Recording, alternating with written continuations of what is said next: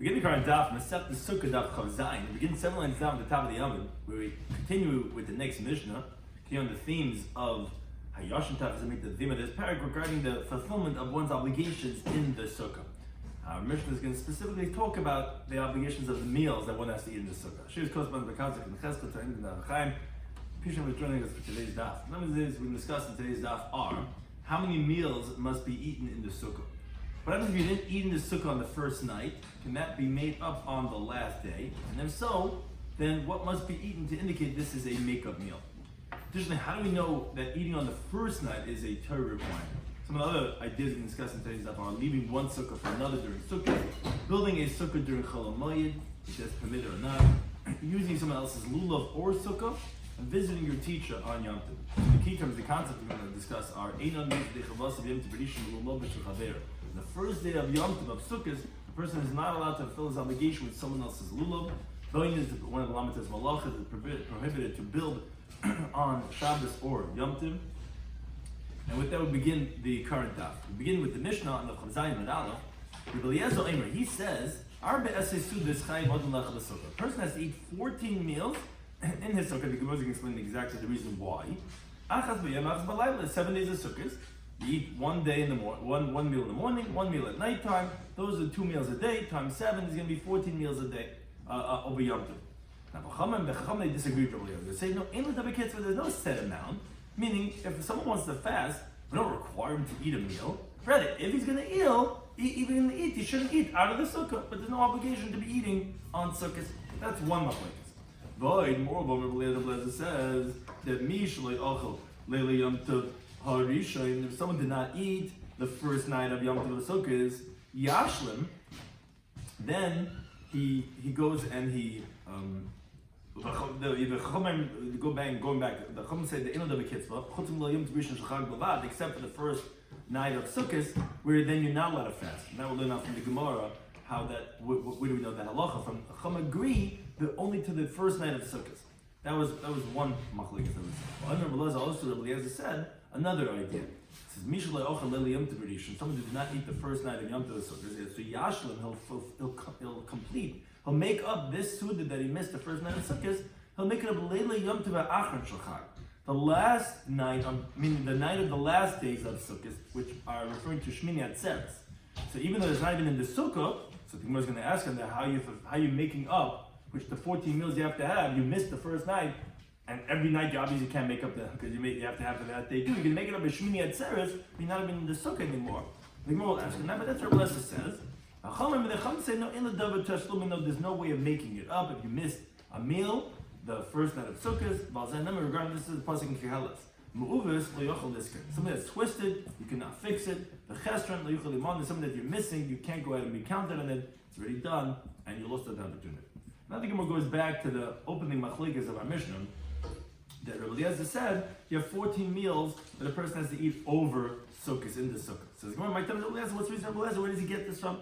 So says the Gemara because Teishvu came to do. It says Basukah Teishvu. The word Teishvu that you should dwell is came to do it the way you dwell in your house, which teaches you just like when you're home, you have 2 meals a day. You have a day meal and you have an evening meal. So too, in the Sukkah, you should have 1 in the morning, 1 in the evening, and times 7 is going to be 14 meals. What do they hold? How come they hold that there's no kitzvah? Oh, they say no. They say kedira in a different way. Yeah, madir, just like in your dwelling place in your home. If you want to eat, you eat. If you want, you don't eat. So do Sukkah. If you want, eat. If you want, you don't eat. In other words, there's no requirement to be eating meals when you're at your house. Here also, there's no requirement. Like Rashi said in the Mishnah, if you're going to eat, then it has to be in the Sukkah, but there's no obligation to actually go ahead and eat a meal in the Sukkah. So then he says, if that's the case, then even the first night of Sukkot should be the same thing also. How come the Chacham are in agreement to the first night of Sukkot that you have to eat in the Sukkah? He says, the first night is different. Why? Because we have a Gzera Shavah. It says over here, by the first night of Sukkot, the 15th of Tishrei. It says, by the Yom Tov of Pesach, it's also the 15th of Nisan. And they're both Chamisha Aser.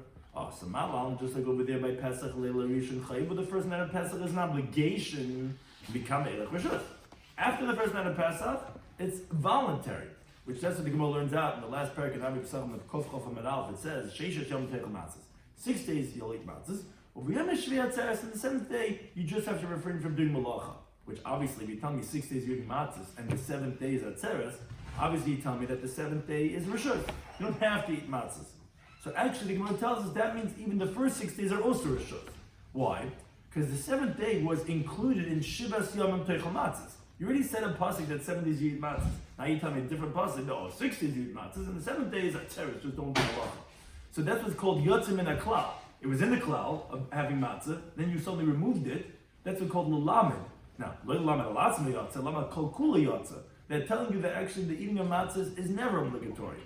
If you come to eat, it has to be matzah and not chametz. So it's not coming to teach only regarding itself. It's coming to tell the whole klal that there's never an obligation to eat matzah, except for the first night, as the Gemara is going to explain shortly. So, but just like by matzah, the 15th of Nisan, only the first night is obligation of eating matzah, but the rest of Pesach, you don't eat matzah, you don't have to eat anything. If you'll eat a wheat, that's going to be matzah. Afkan Zeir, also by the Chamisha Asa of Tishrei of Sukkot, Leila Rishon Chayiv, the first night is obligatory, but from there on, you don't have to be eating any meals in the Sukkah, which places goes through a whole discussion saying, based on that, if let's say you forgot, you don't mention Yalav Yalva in Berachas HaMazon, you wouldn't have to go back. And he says, what do you mean? I thought there's obligations for Yom Tov Sudas. So Taisa says, no, that could even be meant with meat and payers, but there's no Berachas HaMazon, you don't have to mention Yom Tov, and again, therefore, there's no obligation of meals, at least the way Taisa is learning the Sugya.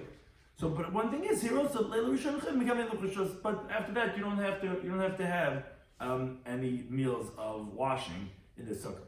But then says the Gemara, but there, at least by Pesach, we do know that the first night is obligatory of matzah, that you're comparing Sukkot also that at least the first night is obligatory. Because Amakar, the Pasuk says, a different Pasuk, matzahs, in the evening of the Seder night, you have to eat matzahs. The Pasuk is making it obligatory, and that's how we know from the Gzeres Shava of Chamishasa to Sukkot to also have this obligation of eating the Sukkah the first night, but the rest of the Sukkot, there's no obligation. That was one machlekes we mentioned. Then we have in the Mishnah of Odyom Eliezer. Eliezer says if you missed out eating the meal of the first night of Yom Tov, of Sukkot, he said, Yashlim, you'll make it up on the night of the last days of Sukkot, meaning Shmini Atzeres. But the Gemara asks, Eliezer said, as we quoted in the beginning of the Mishnah, it says, Arbe Asisud Chayv Adam Lechem B'Sukkah. A person has to eat 14 meals of B'Sukkah, Achas B'Yom Achas, one in the day, one at night time. So the way Rashi explains the Gemara's question is that, I don't understand. Since the last day, meaning Shmini Atzeres, you're not even sitting in the Sukkah, and actually, if you would sit in the Sukkah by Shmini Atzeres, you would actually be Oivin Isser Bal Toisif. So what type of a supplementing of completing and making up the mitzvah of Sukkah you're going to have on eating the last night of Yom Tov on Shmini Atzeres when that's not fulfilling your obligation of sitting in the Sukkah? So I'm a Beir Amir about. He says, you're right, Chazabai Eliezer actually retracted from the first machlekes to the opinion of the Chachamim, who they say, there's no set amount of meals. If a person wants to fast without Sukkot, he could go ahead and have one of these slim fast diets, and he's not eating anything, all he takes is he buys his liquids, and that's all he does. He can fast, except for the first night of Yom Tov, which is what we said from Gzeir Shava Chamisha Asa, that you have to eat the first night of Yom Tov.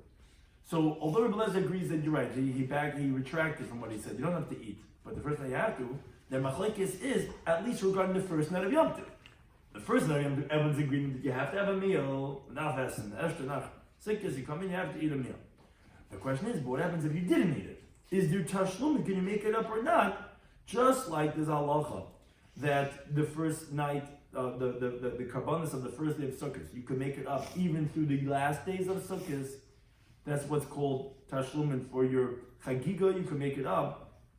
So the question was, that's their machlekes regarding if you can make that up or not. Which that has nothing to do with the obligation of the sukkah per se. That's the halacha of eating a meal the first night of Yom Tov, which you know from that of the Pesach of Chamisha Asa, And therefore, that was the machlokes was regarding the tashlumin of the first night. But then the Gemara says, okay, but mashlim b'mai. What are you making this up with? As the Gemara explains, if you think to say that you're gonna, the last night of Yom Tov, that you're eating bread and condiments and all the meal things, that should be tashlumin for the first night that you missed, but so did the Yom Kachal. What type of recognition is it that you're making up the Suda for the first night of Yom Tov? Shmini Atzeres Me'esta Sida Eichid. Right? You're taking out all the special Shmini Atzeres foods and kreplach or whatever this and that, but what's showing anything special that you're making up the first night of Sukkot? My Yashlim rather says the Gemara, what does it mean to make it up? Is Yashlim B'mini Targima. Is actually that you make it up with different types of the way Rashi explains it, is that after you remove the meal, you're going to bring out some type of delicacies, like some fruits and some types of snacks and cooked leeks, some types of condiment, of dishes, of desserts. That's going to go ahead and show that it's something unique, something special. What's that? That's to make up for the first night that you didn't eat the meal. But they're not. It's no second. What? Right. Right. It's not a din in Sukkah. It's a din in Chamisha Asa. Right. So it's the suda that you have to have on that night, and that you're making up for on the night of Shmini Atzeres. Just like the Rashi compares it to, you can make up your carbon. For Shmini Atzeres, Pizar Kashav, certain things that it's its own Yom Tov, but certain things it's part of Sukkot. And they're saying you can make it up on the last day of Sukkot. Question is what? Yeah, question is just why you even making it up if he agrees that you don't have to have meals the rest of Sukkot. No, first night. But I'm saying, why aren't you making up a different night? Why are you making up Shmini Atzeres? Why not the next day? Yeah, make it up. If that's the only chiyuv. Fast. Right. If he wants to fast, but Shmini Atzeres is not fasting anymore. Because yes, I don't know. So Tanya Machi, similar in the Brisa also that would be considered as a suda to be mashlim, even though he's not really going ahead and eating another 2 meals of bread and meat, but that you see this idea, mishlim aminit tagima says the Brisa, if you're making up the meal of the first night with some types of delicacies, so yatsa, you fulfilled the obligation. Of course, if Rashi says if you made another meal, you went out for a walk and you made another meal with bread and meat, of course that would for sure make it up. But then even with mini tagima, that would be enough to go ahead. And Chacham say you can't make it up. It's Mobus Leichaliskan. You missed a meal. What are you doing making up on Shmini Atzeres for the first night? But it says that, that would be enough to be considered as a makeup for that meal. Now, the Gemara continues in a related discussion regarding Targima being like a meal, is that Shol Apotropos, the one who is in charge of the business, the CEO, CFO, whatever it is, of Shel Agrippas HaMelech, of the king Agrippas, he asked his Rabbi Eliezer, he says, someone like me, I'm not used to eating I have 1 meal a day. This is my diet. My nutritionist tells me I have 1 meal a day. What's the halacha? Can I eat 1 meal in the sukkah, and I'll be done with it. I don't have to eat more than that. So Allah says to him, this sounds like as if it's the other Rabbi Eliezer before he retracted that you have to eat 2 meals a day. So Allah said to him, every single day, every single day, you eat a lot of different delicacies that are they open up your intestines to get an appetite to eat the bread afterwards, and then you eat. And you do that for your own honor. Now you're not going to eat one type of a dessert, of a type of an appetizer for your creator. In other words, a lot of people do certain things for themselves, they have no problem. When it comes to their own, appetites, own vacations, this and that, they have no problem. When it comes to mitzvah, I can't, whatever, nishgenig, 1 meal a day. You have no problem for your own stuff. In other words, it sounds like before he would eat, he would have appetizers that open up his, give him an appetite. That's what appetizer is. And then he would eat. So the way many Mefarshim explained, they were telling him that you don't have to eat 2 meals, have 1 meal, but at least have another meal just as some appetizers, so that will fulfill your obligation of the 2nd meal a day. I mean, you do it anyways for yourself when you're about to eat, you have appetizers, so do it for your creator. Boichel, another question relating to the halacha of Sukkot, he says, for example, like me, I have 2 wives. Achas betferi, achas betzipor.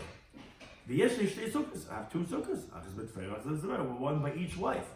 Mahu she'etzim sukkah l'sukkah. What's halacha? Could I leave from one sukkah to another sukkah to eat and to sleep? Today here, tomorrow there. Veifater, and I'll be yotzim my mitzvah sukkah that way. So Malay says, no, you can't do that. Shani Yom, because he says, Rabbi Eliezer, kala yotzim sukkah l'sukkah. Whoever leaves from one sukkah to another sukkah, bitel mitzvah shel rishayna. Actually nullifies the mitzvah of the first one. Meaning, even the days that he had sat in the sukkah, retroactively he has lost that. And it's not even going to be considered as a mitzvah. As the Gemara is going to learn right now, is that he holds you have to sit in the same sukkah for 7 days. It means that if you left the sukkah, you went to another one, you didn't fulfill either one of them. Even what you had sat up until this point is not considered as fulfilled. As the Gemara brings tiny learn the Brisa. The Rabbi Eliezer, I mean this same Rabbi Eliezer, he says, he continues on the days, he says, Ein yitzim sukkah l'sukkah. You're not allowed to go from one sukkah to another sukkah, to eat in this one, to sleep in this one, today here, to tomorrow over there. And another related halacha is, you cannot make a sukkah during the intermediate days on Chol Shamayim. So, and as Rashi points out, as we're going to shortly learn, only if he wasn't there in the sukkah on the first day's Yom Tov. We're not talking about that the sukkah fell down and he's putting back up. We're talking about that he never sat in that sukkah and he built it on Chol Shamayim. He went on vacation, he's going on pop-up sukkah, this and that. It's according to Rabbi Eliezer, you cannot make that sukkah on Chol Shamayim. And B'chamim, they disagree on both halachas. They say, no, you eat in the sukkah. You could go out from sukkah to sukkah. And B'oisin sukkah b'chol shamayim, you also can make a sukkah chol shamayim. But the Shavim, where they do agree, is Shem Nafla, if that is the sukkah that fell down, there's a big tornado that hits New Jersey, sukkah goes flying down, you can go back and rebuild it on chol shamayim. So the Gemara says, my time Rabbi Eliezer, what's the reason of Rabbi Eliezer that he says these two halachas that are you're not going to be yaitzer, one of going from sukkah to sukkah, go to the shver, go to the elton, and no, not yaitzer, it hasn't been the same sukkah. And also that you cannot make a sukkah chol shamayim because the pasuk is var chaga sukkah tatzlacha shebas yamim. The yom tov sukkahs you should make for you 7 days. What does that mean? I say sukkah l'shiva. You have to make a sukkah that's fit for 7 days. So what you see from that is that you cannot make a sukkah chol shamayim because it's not for 7 days. You already some of the days have already passed. And you also learn from there that you cannot go from sukkah to sukkah. But if that's the case, you didn't have a sukkah for 7 days. So Rabbi Eliezer says those two cases would not be yaitzik. What would they tell you? They say, no, to the contrary, they actually learn the same pasuk, exactly the opposite. Asa sukkah bichad. What do they chag sukkah sadach hashavas yamim? For 7 days you can make the sukkah. Meaning you can make it in chol shamayim. So obviously that means to say you don't need to have the same sukkah for 7 days. And telling you could make it during the 7 days. Bichad, meaning in the Yom Tov you can make it. And therefore, obviously you allowed to switch sukkahs because it doesn't have to be the same sukkah for all 7 days. But then the Gemara had said that the Brisa said, B'shavim, they both agree, if the sukkah fell apart, that you can go ahead and rebuild it on Chol Shamayim. Says the Gemara Pshita, obviously, because that is a sukkah of 7 days. And because it fell down, it doesn't make a difference. It was there for 7 days. You sat there, Yom Tov, this and that, and then it fell down, and you rebuilt it. Says the Gemara, no. Alam Dusha answer. Well, you say, Hayachritihi, this is something different. The Einel L'Shem is not for 7 days, because it's not the same one. It broke apart. Now you're rebuilding it again. Kamash Malan, that's what telling you that since you sat there on Yom Tov, and this is to go ahead and redo this same one, we'll call this sukkah a sukkah of 7 days, because it's rebuilding the one for the first one. Humpty Dumpty was you could put him back again. It's going to be the same one, and it's not considered like a different one. And that's the chiddush now. Allah and everyone agrees that even according to Rabbi Eliezer, it'll be considered a sukkah shel Shabbos Yom. Now, tell you in the Brisa, Rabbi Eliezer Omer, can you understand? Says just like a person cannot fulfill his obligation on the first day of Yom Tov with the lulav of his friend. Why? What's the first day of Yom Tov? It's like it says the pasuk in Yikra. Lukat for us, we have the first 2 days, but it means the first day of Yom Tov because actually the biblical mitzvah is actually only the first day of Yom Tov. It says Lukachim lechem b'yom rishon. You should take for yourself on the first day of Sukkot, pre-eitz hadar, the fruit of the beautiful tree. That's the Esther, Kapas Tamarim, the palm fronds, that's the lulav. Now, when it says lochem, what does that mean, lochem? Of course you're taking it for you. It means mishel lochem. It means it should be of yours, which is excluding if it was stolen or if it was borrowed, that then the person is not going to fulfill his obligation because it's not yours. Oh, so therefore, says Rabbi Eliezer, so too a person cannot fulfill his obligation with his friend's sukkah. It says in the pasuk, the sukkahs you should make for you for lucha for you Shabbos 7 days. What does it mean lucha for you?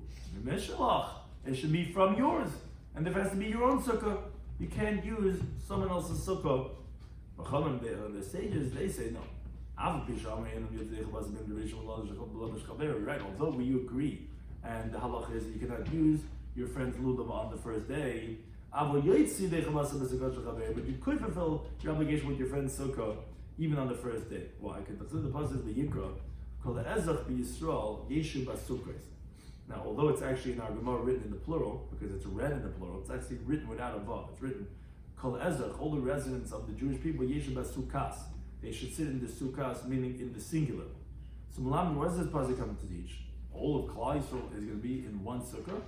Shekol Yisrael, that all the Jewish people are it's fit for them to sit in one sukkah. Because Basukkas again sounds like that one sukkah for all of Klal Yisrael, so that they're going to sit in there. Now, obviously not at one time. Rashi says one after another. You got the Chassidim to come in, to go out, come in, go out. Everyone can have their few minutes by the sukkah of Klal Yisrael. Now Rashi points out it's not possible that all of Klal Yisrael should have a shovel pruta's worth in that same sukkah. It's not that expensive that everyone in the Jewish people can have a shemet. Obviously, it says it's through she'el, through borrowing. So though it's other people's sukkahs, it's one sukkah, and all of Klal Yisrael is using it. So obviously you're borrowing, and you see that you could fulfill your obligation even in the first day of sukkahs through a borrowed sukkah.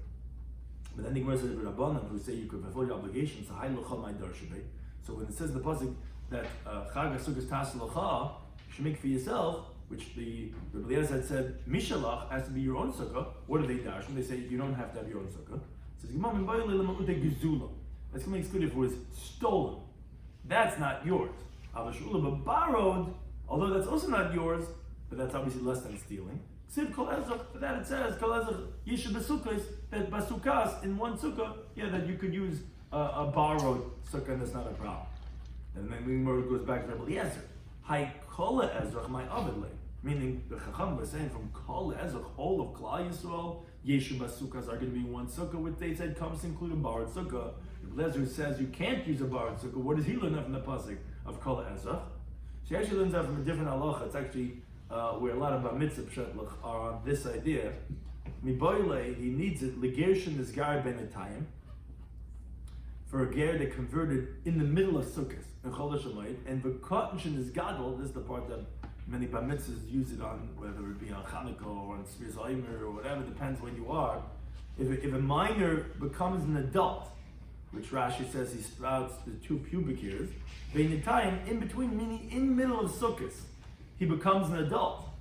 So that's what this kol is coming to include, that he could make his sukkah Chol HaShamayit.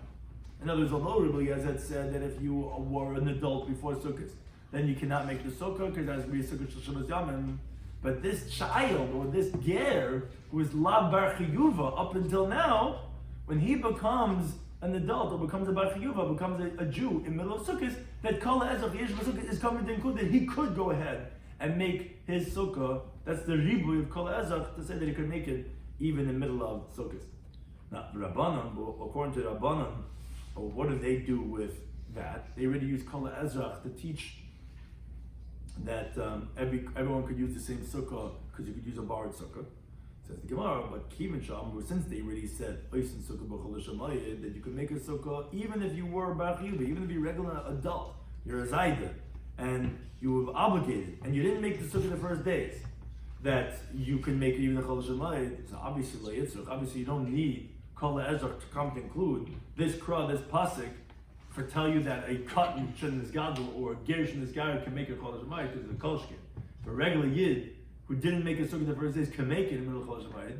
For sure, a cotton shouldn't is gadol or ger shouldn't is gadol can make it during chol shamayid. But there's no need to have that pasuk, and therefore again that's how the Gemara often does till it gets to where it meets there in the middle, and therefore they will be using it for the halacha that you can make a sukkah You could have a Sukkah She'ula, a borrowed Sukkah, even on the first day of Sukkot. Now the Gemara brings several brises involving this Rabbi Yezer that we're discussing here, as we brought it here in the context of the Mitzvah Sukkot. Talking about the brisa. Ma'aser Rabbi Loi. It's the story of Rabbi Loi. Shalach lahakbul pnei Rabbi Yezer Rabbi. He went to receive the face, the countenance, and he went to greet his Rabbi Yezer, Rabbi Belud in Lud, Beregel, on the first day of Yom Tov, which Rashi points out he went from before Yom Tov, and come Yom Tov, he came to greet, he came to visit his Rabbi on Yom Tov. So Rabbi Yezer said to me, Eloi, Einchem Yishoytzi Haregel? You're not from those who keep the Yom Tov? What do you mean? If you're not home by your wife, you're coming here to the Rebbe, we're keeping to the Rebbe, not saying mit the Shtib. So Rabbi Yezer said, it's very interesting how he said it. He said, he says, I praise the lazy ones. Meaning, as Rashi explains, he says, although the reason why they stayed home is not because the mitzvah of the Yom Tov, because all year round they're lazy. They don't go anywhere anyway, ever. But he says, even so I'm going to praise them, because they don't leave their homes on Yom Tov. That's what it says opposing the bar. It says, you and your house should be rejoicing. A person is supposed to be with his wife for Yom Tov. So what are you doing over here? Coming to visit me, the Rebbe, on Yom Tov. You don't belong here with the Rebbe. You belong with your wife. Says the Gemara, Ini, is that so? How could Rabbi Eliezer say this? But Rabbi Yitzchak says, how do we know that happened after to the Rebbe of Yom Tov? That you have an obligation to visit your Rebbe on the Yom Tov. It says a pasuk in Malachim Beis. The pasuk says over there, the husband of the Isha Shenamas, he says to his wife, when she tells him, I'm going and I'm going to run to the godly man, I'm going to come back, which because something happened to his child that he didn't know. For first he tells her, why are you going today to the holy man? It's not the new month, it's not Shabbos. But Machal, the inference is the B'chaydish v'Shabbos, that when it is a Yom Tov and it is Rish Chodesh, Mechayvinish like that person is obligated to go ahead and receive the countenance of his Rebbe. So why was Rabbi Eliezer saying, what are you doing here with the Rebbe? You have to be by your wife. What do you mean? We know there's halacha b'makabel p'nei Rabbi b'regel. Says the Gemara, Kash is not difficult. Had the azba asabi gaming. This is talking about that if you could come and go on the same day, if you could be with your wife and make it to your Rebbe and back on the same day, then you have an obligation to go ahead and visit your Rebbe. For example, let's say he's in the city within the Tchum or through an Erev, but it's on Yom Tov and you could come and go. So then that's okay because you're going to be with your wife and you can be with your Rebbe. Had the azba asabi gaming. Rabbi Eliezer was telling Eli, who was out of the Tchum, he says, you're obviously not with your wife over Yom Tov because you couldn't have walked here on Yom Tov.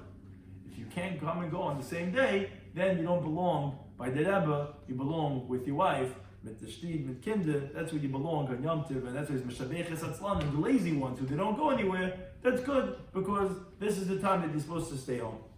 Don't know. Right, yes, Shabbos means Yom Tov, Shabbos. But it's all those types of seasons that a person has that he has to go visit his Rebbe. Now, tell me in the Brisa again, in Ma'aser Rabbi Eliezer, a story with Rabbi Eliezer.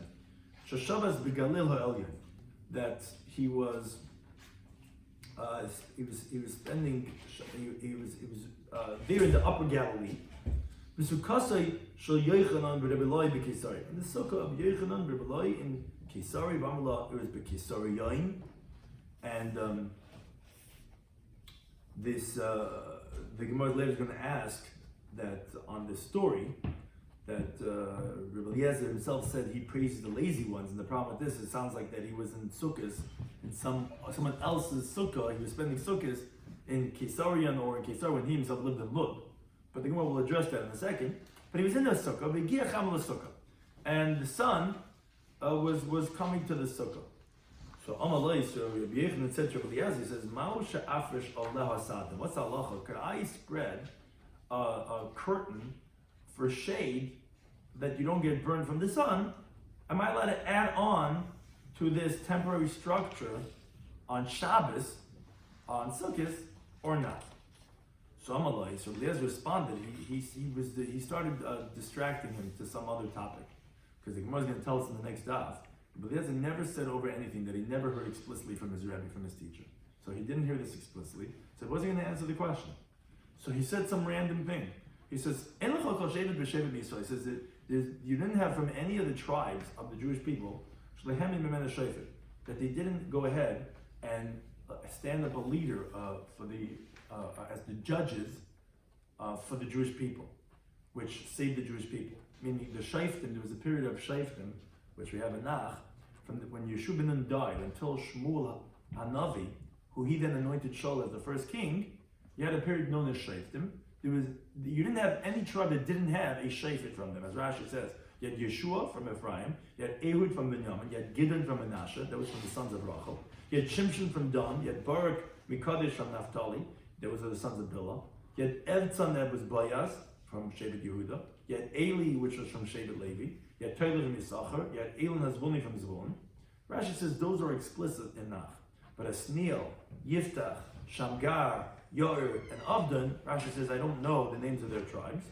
And also Reuben, Shimon, Gad, and Asher, he says he didn't find explicitly, but that's what the halacha he was saying over, that we don't find any tribe that didn't have a shayfer. So again, he told him, like, so to speak, a random concept that wasn't answering his question. Could he put a curtain on top of the sukkah that they don't get burnt? But okay. Where's the moist about oil? What? Where's the Succah line, is the oil? It was a sukkah, but he's adding on a curtain now, so he's being moisiv onto the oil by adding a curtain on top of the hut. So Higia Chama, so again the sun already reached and it was already spreading and getting close to them. L'chatzia sukkah, half of the sukkah was already had the sun on it. So again, Amalei tells him, Ma'ar Shafar Salah Sad, what's the halacha? Could I go ahead and spread on it the sheet? So Amalei told him another random concept. He says, he says there was no tribe of the Jewish people, that didn't have prophets come out of them. And Shevet Yehuda Binyamin, they had kings through the nomination of the prophets, which refers to Shaul, which is from Shevet Binyamin, and David, which is from Shevet Yehuda, which were nominated through Shmuel, which was through a David. But again, he didn't answer his question. He just told him some other idea. Then the sun was getting so close, it was already by the feet of Rabbi Eliezer. So not till Yechanan Sadin, so Yechanan just got up, he took the sheet of Persla and he put it over to protect him from the sun. So Hivshel Rabbi Eliezer talis lachayr. Rabbi Eliezer threw his talis over his back. Yotze, and he left. That he didn't want it to appear that as if he permits it to go ahead and be moist with this oil arai on this Shabbos. Now Rashi explains this that he was distracting him to other ideas. Not because that he wanted to push him away and he didn't want to teach him Torah. Rather, initially, he never said over anything that he had never heard from his teacher. And he didn't hear this, and therefore he didn't want to say. So therefore, he just didn't respond. He told him something else. And when he actually did it, he didn't want to show that he necessarily agreed, so he left. But the Gemara says, so the Gemara now asks on the whole story itself. How could Rabbi Eliezer do this, that he was in this sukkah on Shabbos in Caesarea? But Rabbi Eliezer himself, we quoted previously, says, you're not allowed to leave from one sukkah to another sukkah. So how could he have gone for Shabbos Cholamayid, Shabbos Yom Tov? In the middle of Yom Tov, his sukkah, which was in Lod, because he lived in Lod, like the Brisa says on Sanhedrin Daf Lamed Beis Lamed Beis, when it talks about which communities you should go to. It says go after Rabbi Eliezer in Lod. So he says you're not leave from sukkah to sukkah. How's he spending Shabbos with Yochanan when he himself holds he's not allowed to leave from sukkah to sukkah? So the Gemara actually says no regel achal hafya. It actually wasn't sukkahs. The fact that he was in a sukkah doesn't mean he was sukkahs and he spent Shabbos sukkahs in some other sukkah. It was some other yom tov like shiurs. And they were sitting in the sukkah because of the air, because they were enjoying the good outdoor weather. That's why they were in the sukkah. But it wasn't the yom tov of sukkahs, because you're right, sukkahs you have to be in the same sukkah for all 7 days. But then the Gemara says, I still don't understand. Even if it's going to be sukkahs, it's still a problem. Why? Because another thing we mentioned before, he says, I praise the lazy ones, that they don't leave their house on Yom Tov. So forget about sukkahs that you can't go from sukkah to sukkah, but Yom Tov itself you have to be home with your wife. So how is he spending with someone else in some other community. So the Gemara, you're right, it wasn't even a Yom Tov. Shabbos happened. It's a regular Shabbos. And again, they just happened to be sitting in a hut on Shabbos. So it wasn't Sukkah, it wasn't shiurs, it was a regular Shabbos. And that was why he was in someone else's Sukkah on Shabbos. But then the Gemara says, okay, fine. So he didn't answer the question about could you spread a curtain over the Sukkah to protect him from the sun. And he just walked out because he didn't answer and he didn't want to show like his Yomata, but says the Gemara, why did Rabbi Eliezer answer the question from his own teaching that you're not allowed to spread over the curtain, that's forbidden to be meisif, which means even to add on the oil arai, on the temporary structure.